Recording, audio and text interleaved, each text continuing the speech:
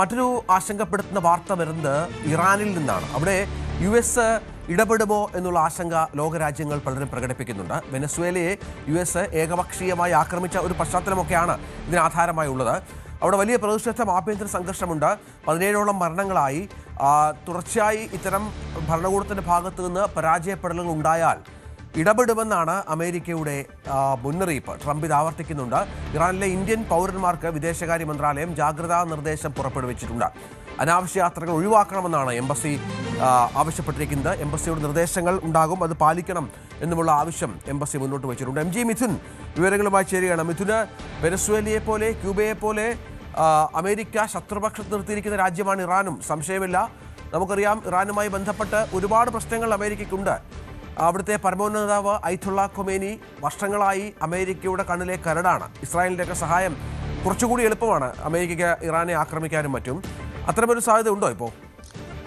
രജിത്ത്, അതിസങ്കീർണമായ ഒരു സ്ഥിതിവിശേഷത്തിലേക്ക് ഇറാൻ കടന്നു പോകുന്നു. അത്രത്തോളം വലിയ പ്രതിസന്ധിയിലേക്ക് രാജ്യം കടന്നു പോകുന്നതിൻ്റെ സൂചനകൾ തന്നെയാണ് പുറത്തു വരികയും ചെയ്യുന്നത്. പ്രത്യേകിച്ച് വെനസ്വേലയിൽ ഇങ്ങനൊരു ആക്രമണം US-ന്റെ ഭാഗത്തുനിന്നുണ്ടായത് വലിയ ആശങ്ക തന്നെയാണ് ഇറാനിലും ഉണ്ടായിരിക്കുന്നത്. അയത്തുള്ള ഖമേനി ഇത്തരത്തിലൊരു പക്ഷേ റഷ്യയിലേക്ക് തൻ്റെ താമസം മാറ്റിയേക്കാമെന്നുള്ള ചില സൂചനകൾ വരുന്നുണ്ട്.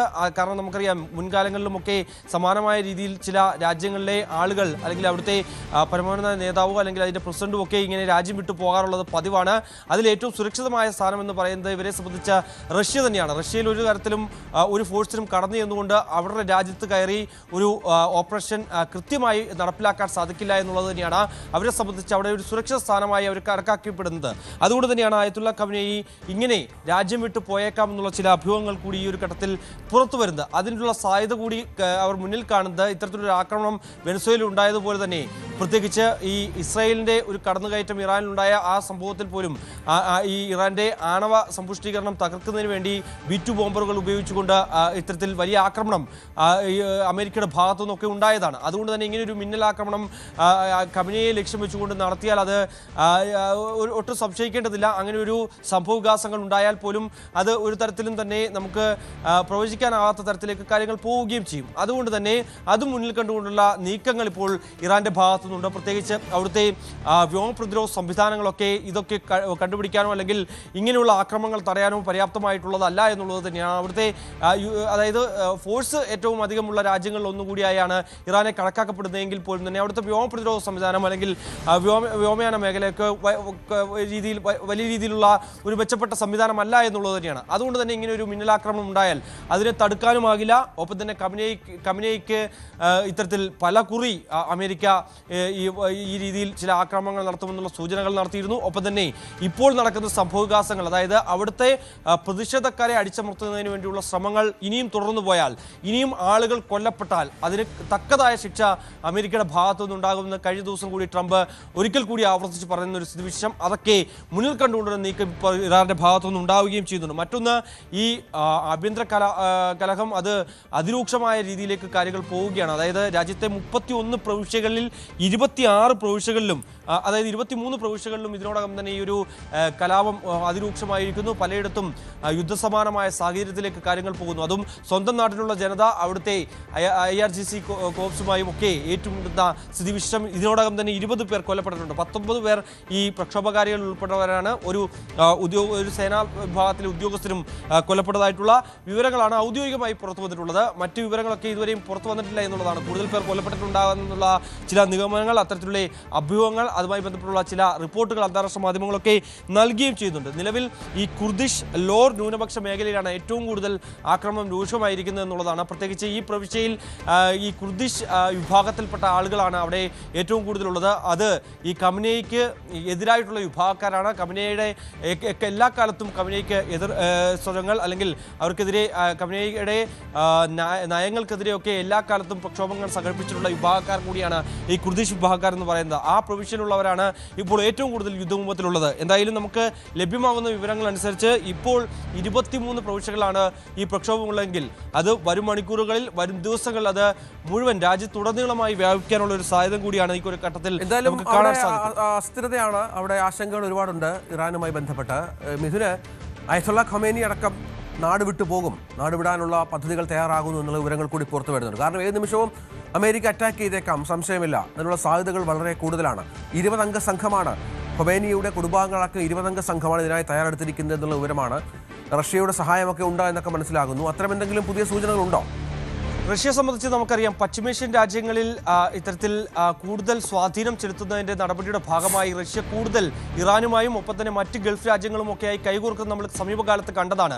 അതായത് പ്രത്യേകിച്ച് നമുക്കറിയാം, എല്ലാ കാലത്തും US-ന്റെ ഒരു പിന്തുണ ഈ പശ്ചിമേഷ്യൻ രാജ്യങ്ങൾക്കൊക്കെ ഉണ്ടായിരുന്നു, ഗൾഫ് കൺട്രീസിനൊക്കെ ഉണ്ടായിരുന്നു. പക്ഷേ ഈ ഇറാനിൽ ഇസ്രയേൽ നടത്തിയ സംഘർഷങ്ങളുടെ ഭാഗമായി പിന്നാലെ ഇസ്രയേലിന്റെ ഭാഗത്ത് നിന്ന് ഖത്തറിനെ ആക്രമിക്കുന്ന ഒരു നടപടി ഉണ്ടായിരുന്നു. അവിടെ US-ന്റെ പ്രധാന സൈനിക താവളമൊക്കെ ഉള്ള സാഹചര്യത്തിൽ പോലും ഇങ്ങനെ ഒരു ആക്രമണം നടന്നത് ഗൾഫ് രാജ്യങ്ങളെ സംബന്ധിച്ച് വലിയ അസ്ഥിരപ്പെടുത്തുന്ന തരത്തിലേക്ക് പോകുന്നു. അവരുടെ US-ന്റെ പിന്തുണ ഉണ്ടായിട്ട് പോലും ഇങ്ങനെ ഒരു ആക്രമണം ഇസ്രായേലിന്റെ ഭാഗത്തു നിന്നൊക്കെ ഉണ്ടാകുന്നതുകൊണ്ട് തന്നെ ട്രംപിനെ മുന്നിൽ നിർത്തി ഇനി മുന്നോട്ട് പോയാൽ തങ്ങളുടെ രാജ്യങ്ങൾക്ക് മേലൊരു കടന്നുകയറ്റം ഉണ്ടാകാനുള്ള സാധ്യതയുണ്ട്. അത് മുന്നിൽ കണ്ടുകൊണ്ട് തന്നെയുള്ള നീക്കങ്ങൾ ഗൾഫ് രാജ്യങ്ങൾ നടത്തുകയും ചെയ്യുന്നു. ഈ സാധ്യത മുന്നിൽ കണ്ടുകൊണ്ട് റഷ്യയുടെ ഭാഗത്ത് നിന്ന് കൂടുതൽ സഹായ വാഗ്ദാനങ്ങൾ ഈ രാജ്യങ്ങൾക്ക് മേലുണ്ടായിരുന്നു. ഒപ്പം തന്നെ കൂടുതൽ കരാറുകൾ ഉണ്ടായിരുന്നു. അതിൽ ഏറ്റവും പ്രധാനപ്പെട്ട രാജ്യം എന്ന് പറയുന്നത് ഇറാൻ തന്നെയാണ്.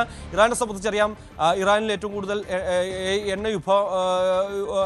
എണ്ണയുടെ കാര്യങ്ങളുമായി ബന്ധപ്പെട്ട് അല്ലെങ്കിൽ ഏറ്റവും കൂടുതൽ എണ്ണ വാങ്ങുന്നത് ഇന്ത്യയാണ്. അങ്ങനെ ഈ 3 രാജ്യങ്ങൾ കേന്ദ്രീകരിച്ചുള്ള ഒരു സാധ്യത, ഒപ്പം തന്നെ ഈ ഹോർമുസ് കടലിടുക്കിലടക്കം വലിയ സാധ്യത അല്ലെങ്കിൽ കൂടുതൽ സ്വാധീനമുള്ള രാജ്യം കൂടിയാണ് ഇറാൻ. അങ്ങനെ ഈ റഷ്യയെ സംബന്ധിച്ച് ഇറാനുമായി കൂട്ടുകൂടുന്നത്, ഇറാന് കൂടുതൽ സഹായ വാഗ്ദാനങ്ങൾ നൽകുന്നത് റഷ്യയെ സംബന്ധിച്ച് ഈ ഒരു ഘട്ടത്തിൽ വളരെ നിർണായകമാണ്. അതുകൊണ്ട് തന്നെ ഇങ്ങനെയുള്ള നീക്കം, ഖമനേയിയുടെ ഭാഗത്തു നിന്ന് ഒരു രാജ്യം വിട്ടു പോകാനുള്ള ഒരു നീക്കം ഉണ്ടായാൽ പോലും അതിൽ കൂടുതൽ സംരക്ഷണം നൽകാൻ റഷ്യ തയ്യാറാകുമെന്നുള്ള കാര്യത്തിൽ സംശയമില്ല. അതിന് ഏറ്റവും ഉദാഹരണം കഴിഞ്ഞ വർഷം 2024 ഇത്തരത്തിൽ സിറിയയിൽ ആഭ്യന്തര കലാപം രൂക്ഷമായതിന് പിന്നാലെ ഇത്തരത്തിൽ അവിടുത്തെ പ്രസിഡന്റ് അവിടെ നിന്ന് റഷ്യയിലേക്ക് കടന്നു കളഞ്ഞിരുന്നു. അതായത് റഷ്യയിൽ താൻ സുരക്ഷിതമായിരിക്കും എന്നുള്ള ഒരു വിശ്വാസം ഇവർക്കെല്ലാം തന്നെയുണ്ട്. പ്രത്യേകിച്ച് മറ്റ് രാജ്യങ്ങളിൽ ഒരു അഭയം പ്രാപിക്കുന്നതിനേക്കാൾ റഷ്യയിലേക്ക് എത്തിയാൽ അവിടെ മറ്റ് സേനാ വിഭാഗങ്ങൾക്ക് ഒരു തരത്തിലും അകലേക്ക് വരാൻ സാധിക്കില്ല. പ്രത്യേകിച്ച് ഈ വെനസ്വേലയിൽ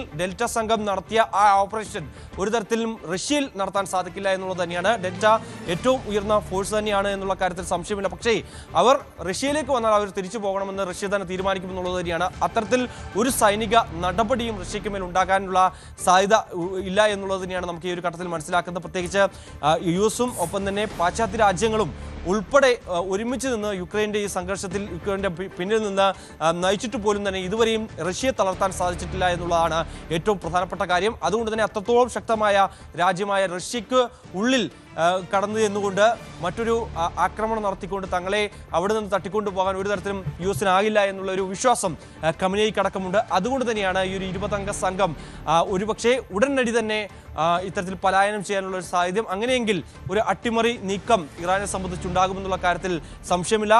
ഖമനേയി ഭരണം അവസാനിപ്പിക്കണം എന്നുള്ള ആവശ്യവുമായി വലിയ പ്രതിഷേധക്കാരൊക്കെ രംഗത്ത് നിൽക്കുന്നുണ്ട്. ഖമനേയിക്കെതിരെ വലിയ മുദ്രാവാക്യങ്ങൾ മുഴക്കുകയും ചെയ്യുന്നുണ്ട്. ഈ ഒരു സാഹചര്യത്തിൽ ഇത് മുൻകൂട്ടി കണ്ടുകൊണ്ട് ഉള്ള ഒരു നീക്കമാണ് ഇപ്പോൾ ഖമനേയിയുടെ ഭാഗത്തുനിന്ന് ഉണ്ടായിക്കൊണ്ടിരിക്കുന്നത്.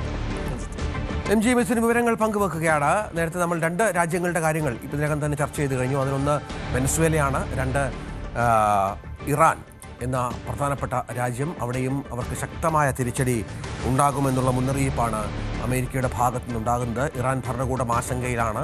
അങ്ങനെ ലോകരാജ്യങ്ങളിലൊക്കെ അമേരിക്ക ഇടപെടുന്ന ഒരു പശ്ചാത്തലമുണ്ടായാൽ അത് ലോകക്രമത്തെ തന്നെ വല്ലാതെ ബാധിക്കുന്ന ഒരു സാഹചര്യത്തിലേക്ക് നയിക്കുമെന്ന കാര്യത്തിൽ സംശയമില്ല. കാത്തിരുന്ന് കാണണം ഇനി എന്താണ് അവിടെ സംഭവിക്കുന്നത് എന്നുള്ളതാണ്. MG മിഥുനാണ് വിവരങ്ങൾ